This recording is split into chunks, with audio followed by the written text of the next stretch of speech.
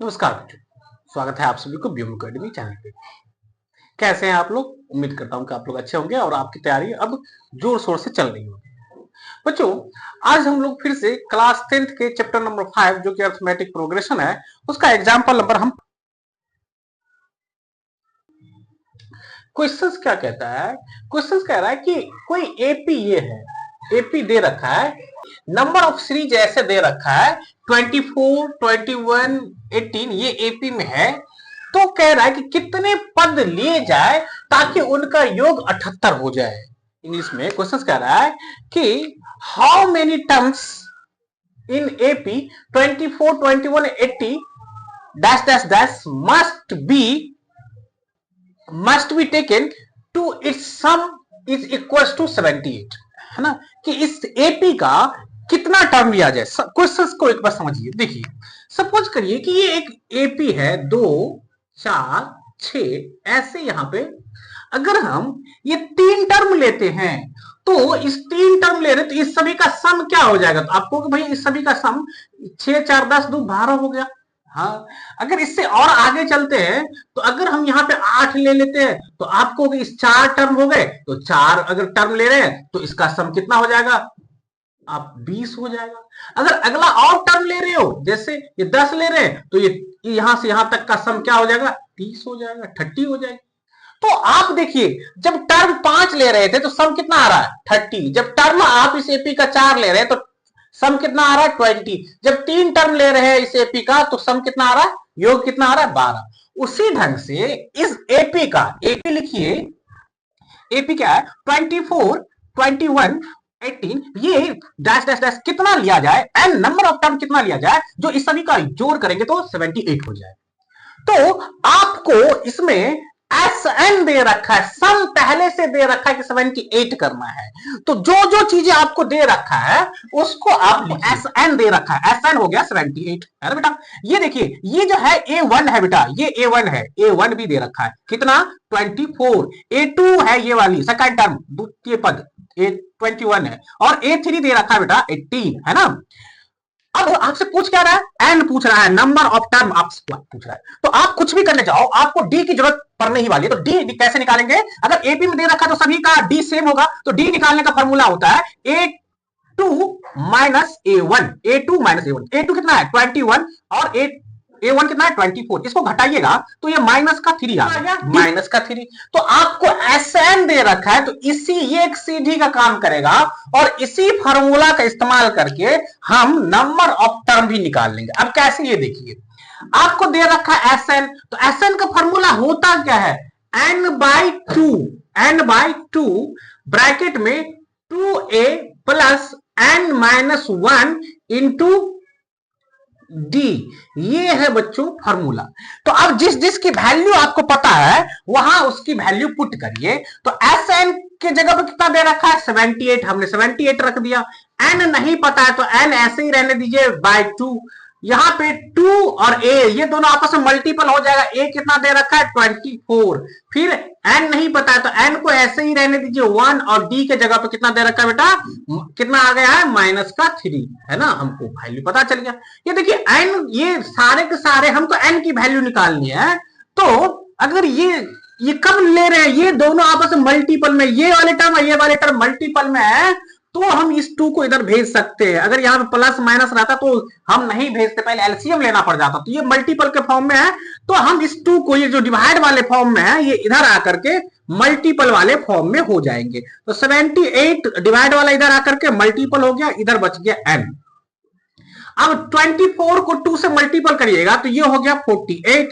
और ये देखिए बच्चों, एन में से एक तो घटेगा नहीं, तो इसको देखिए, अब ये ब्रैकेट ये तोड़ेगा तो ये इससे भी मल्टीपल होगा और फिर ये इससे भी मल्टीपल होगा। तो -3 को अगर एन से मल्टीपल करिएगा तो ये हो गया माइनस का 3n, है ना। अब ये देखिए, ये माइनस और ये -1 को गुना करिएगा तो माइनस माइनस तो प्लस हो गया, और ये क्या हो गया बेटा? 3। तो यहां पे 2 साइन दिख रहा है, तो 2 साइन को आप एक में पहले कन्वर्ट करना पड़ेगा। तो ये हो गया n, ये हो गया 48 प्लस माइनस माइनस का 3n प्लस 3। ये चीजें यहां तक आपको समझ में आ गई। अब इन दोनों को अगर मल्टीपल करिएगा तो ये कितना हो जाएगा? 156, है ना। अब आप क्या करिएगा, तो ब्रैकेट के अंदर ये और ये आपस में जुट और घट सकता है, तो आप जोड़ घटा करके देखिए।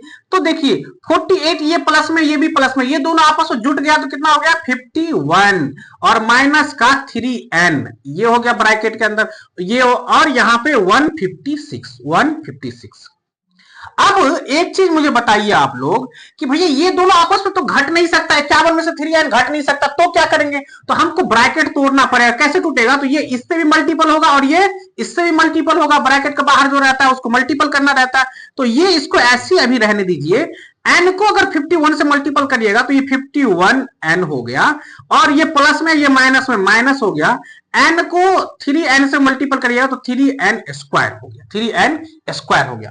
तो आप एक काम करो, इस सभी को इधर लेके आ जाओ, क्योंकि ये आप द्विघात समीकरण बनते हुए हमको दिख रहा है। तो द्विघात समीकरण अगर आप बनाइएगा इसको, तो ये सभी का सभी पॉजिटिव, ये पॉजिटिव वाले इधर आ जाएगा नेगेटिव। हमको चूंकि n स्क्वायर को पहले लिखना है और ये पहला ही अगर माइनस में रहे तो अच्छा नहीं लगेगा, तो इसको हम इधर लेके आ जाएंगे तो माइनस प्लस हो जाएगा। तो हम यहां से पहले से था 156, इसको ऐसे ही रहने दीजिए। ये माइनस का ये प्लस में था तो ये माइनस में आ गया 51n, और ये हो गया माइनस वाला इधर आकर के प्लस में 3n स्क्वायर, है ना, बराबर 0। अब ये द्विघात समीकरण स्टैंडर्ड फॉर्म क्या होता है, तो ज्यादा घात वाले पहले लिखा जाता है, तो हम इसको ज्यादा घात वाले, तो 3n स्क्वायर माइनस का 5n फिर माइनस का 156। अब देखिए ये सभी तीन का कहीं ना कहीं मल्टीपल्स है, तो हम इससे 3 कम, सॉरी ये क्या है, ये प्लस में, ये भी प्लस में, सॉरी ये प्लस में बेटा, ये प्लस में है ना, इसको हमने चेंज नहीं किया, तो ये प्लस में है तो ये भी प्लस में है। देखिए आप ये 3 सभी से आप कॉमन ले सकते हैं, अगर कॉमन ले लीजिएगा तो ये क्या हो जाएगा, n स्क्वायर माइनस 17 को 3 से गुना करिएगा तो 51 n, और प्लस में कितना हो जाएगा बेटा 5 2 52, है ना, बराबर 0। तो अब एक चीज मुझे बताइए, ये जो 3 इस सभी के साथ मल्टीपल कर रहा है, अगर इस 3 को हम उधर भेज दें तो भाग में हो जाएगा। अब 3 इधर जाते ही भाग में, तो 0 को 0 में अगर 3 से भाग देंगे तो 0 ही आ गया, तो क्या सीधा सीधा आपको ये निकल के आ गया क्या, n square minus 17n plus 52 बराबर 0। क्या ये बताइए 3 कहां चला गया, ये समझ में आया क्या, ये 3 इधर मल्टीपल में है, उधर आकर के भाग में, और 0 को 3 से भाग दीजिएगा तो 0 ही हो गया, तो ये 0 बन गया, 3 भी खत्म हो गया। सीधे समझ में आ गई यहां तक की चीजें। अगर ये चीजें समझ में आ गई है तो अब इसका फैक्टराइजेशन मेथड से हम n की वैल्यू निकाल लेंगे। अब यहाँ पे n की वैल्यू कैसे निकालते बेटा, तो ये एक बार आप सीख लीजिए। यहाँ पे इसको फिर से द्विघाती समीकरण लिखिए, क्या है, n square minus 17n n और प्लस में 52 इक्वल्स टू 0। अब इसको कैसे करते बेटा, द्विघाती समीकरण याद करिए तो कैसे निकालते थे, तो एक्स स्क्वायर का जो गुणांक होता था, यहाँ पे एन स्क्वायर है, एक्स के जगह पे एन है, तो एन स्क्वायर का जो गुणांक होगा वो ए होगा, तो ए आपको मिल गया 1। ये किस इसका आपको देखिएगा भैया 1 कहां दिख रहा है, तो एन स्क्वायर है, यहाँ पे कोई संख्या नहीं है तो इसका मतलब 1 है, 1 से हर एक संख्या मल्टीपल होता है, तो ए हो गया। अब बी क्या है बेटा, तो बी एक्स जिससे मल्टीपल होता है, तो एक्स के जगह पे यहाँ पे एन है, तो एन जिससे मल्टीपल होता है वो बी होता है, तो एन किससे मल्टीपल हो रहा है, माइनस के 17, और अचर पद जो होता है वो सी होता है, अचर पद सी कितना है 52। तो अब द्विघाती समीकरण निकालने के लिए आपको पता है कि ए और सी को गुना किया जाता है, तो ए और सी को गुना करिए, ए और सी, ए गुना सी, ये पहला स्टेप होता है, तो ए को सी से गुना करिए, 1 और 52 को गुना करिएगा तो आगे 52। अब दूसरा स्टेप ये कहती है कि इस 52 को इस तरह से फैक्टर करिए, इस तरह से फैक्टराइज करिए, और इसको इस तरह से पेयर बनाइए कि ये माइनस का 17 आ जाए, जिसके मल्टीपल्स माइनस के 70 आ जाए। अब कैसे, तो देखिए 52 का आप फैक्टराइज करिए, ये किससे कटेगा बेटा, तो कहेगा आप 2 से कटेगा कितने टाइम्स, तो 26 टाइम में। ये किससे कटेगा बेटा, तो कहोगे 2 से कटेगा कितने टाइम्स, तो 13 टाइम्स में। अच्छा, अब तो ये 13c हो गया। तो आप ये देखिए ये क्या सब आ गया, तो आपको भैया 2 इंटू 2 इंटू 13। अब आपको बनाना क्या है, तो हमको ये B17 बनाना, इसी को जोड़ के या घटाव करके हमको माइनस का 17 लाना है। तो कैसे, ये देखिए टू और टू को एक साथ रख लीजिए, कितना हो गया, 2 2 जा 4, और इसको कितना 13। अच्छा दिख गया कि 13 और 4, देखिए इस दोनों को एक साथ हमने 4 लिख लिया, इस 13 को ऐसे ही रहने दिया, तो 13 और 4 ये आपस में क्या बन जाएगा बेटा, तो ये 17 हो जाएगा, जोड़ने पे 17 होगा। तो अच्छा हम तो दो तरीके से जोड़ सकते हैं, कैसे कैसे, एक तो ये देखिए 4 + 13, तो ये तो हो गया 17, लेकिन दूसरा हमको तो माइनस का 17 लाना है, तो माइनस का 17 कैसे आएगा, जब दोनों माइनस में रहेगा, -4 और -30, तो भी माइनस का 17 आएगा आंसर। तो अच्छा ये समझ में आ गया कि भैया इसको हम इस दोनों को फैक्टर करने के बाद जो हमारा AC आया है उसको अगर हम फैक्टर, सॉरी ए और सी का जब मल्टीपल किए हैं, ए सी का मल्टीपल करने के बाद जो उसका फैक्टराइज किए हैं, तो वो 3 टर्म में बदल गया, 2 × 2 × 13। अब इसको हमने 2 को एक साथ रख लिया, 4 और 13 को ऐसे, तो हम 2 यूनिट में इसको कन्वर्ट कर दिए, 2 टर्म में इसको हम कन्वर्ट कर दिए, और 2 टर्म कौन सा है, एक 4 और 13, इन दोनों को अगर जोड़ते हैं तो 17 हो जाता है। तो हम सिंपल जोड़, इसको हम 4, इसको भी प्लस में और इसको भी प्लस रखेंगे तो 17 आ रहा है, लेकिन हमको लाना माइनस का है, तो माइनस में, तो इसका मतलब दोनों को अगर माइनस में रखते हैं तो माइनस माइनस प्लस, तो भी हमको 17 हो रहा है, लेकिन साइन किसका रखेगा, माइनस का। तो इसका मतलब ये समझ में आ गया कि भैया पहला वाला जो टर्म है, पहला वाला टर्म, ये वाला ए और सी ऐसे ही रहने वाला है, n² ऐसे ही रहने वाला है, और प्लस का 52 भी ऐसे ही रहने वाला है, इसके साथ कोई छेड़छाड़ नहीं होगा। लेकिन अब ये जो है ये 2 भागों में बट गया है, इसको हम क्या लिख सकते हैं बच्चों, तो इसको हम एक को लिख सकते हैं